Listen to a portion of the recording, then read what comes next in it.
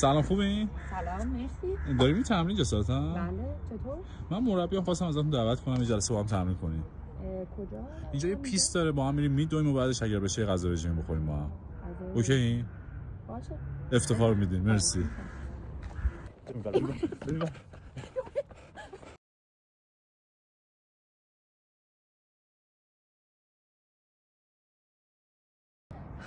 خب فهم تمرین چطور بود؟ درست گفتم اسم تو؟ آره فرامک خیلی خوب بود. عالی بود. تجربه خوبی بود. مرسی. بریم غذا رژیم بزنی؟ بریم.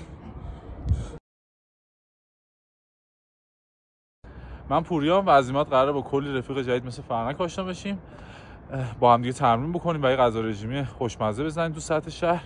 اگر دوست داشتی که ببینی و داشته باشی منو فالو یاد نره. مخلصیم. یه کار مثبت بکنیم.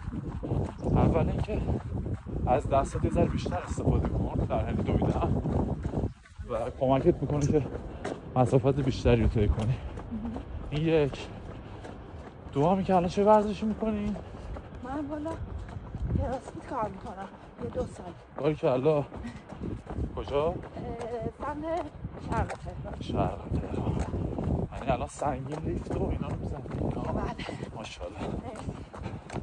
الان میخوایم یه ذره به خودرویی گرم کنیم، یه ذره کار ایستگاهی انجام بدیم، سرد کنیم و بریم به قسمت خوشمزه داستان که افتخارات می‌شه.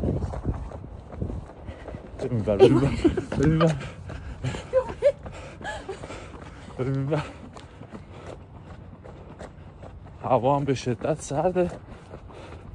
جاتون خالی. تدریف کدوم بود؟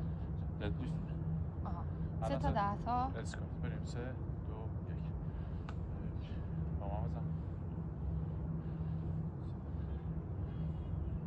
مثلا قشنگ بزن بده بیشتر آقا. دستو بگیر. باسن رو بگم.